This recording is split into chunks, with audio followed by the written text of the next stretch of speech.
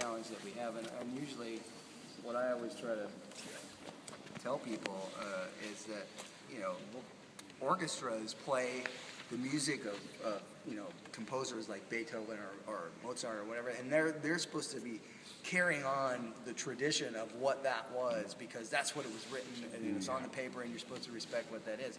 And so people get confused with this music because they think, oh, you're supposed to modernize it, you're supposed to update it, you're supposed to make it, you know, like you're supposed to bring out some guy and go, yeah, Zappa, yeah, you know, and it's like Tally Quali, I've got the. But you know, but you wouldn't do that with Beethoven. You don't have some you know concert of Beethoven or something in here, and then have some jackass come out and go, yeah, Beethoven, yeah. Because it's like that's not going to be the thing that brings it into the future. You know, people want to respect it for what it I don't think it needs that either. I think it's timeless, a lot of the music.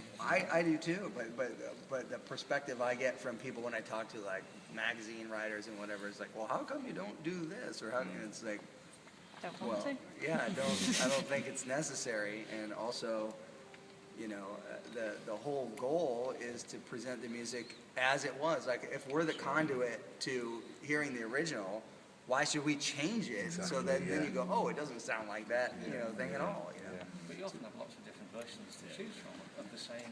Right. We will, you know, but we still stay true to whatever the piece is, you know, and that's the whole point, is that, you know, because there's a lot of people that do decide, oh, I'll do a cover of Frank Zappa stuff, and then they change it all around, and what they're trying to do is draw attention to themselves to say, look what I can do to Frank Zappa's music, you know. Yeah. It's like, well, how about play it as it is? That's more impressive.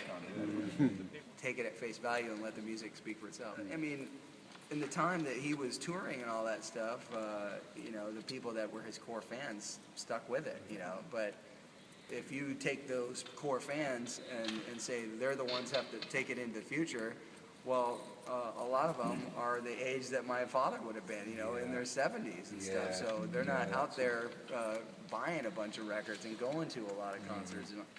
And so it's up to the younger generation to be inspired by it and want to play it and want to keep that tradition going forward.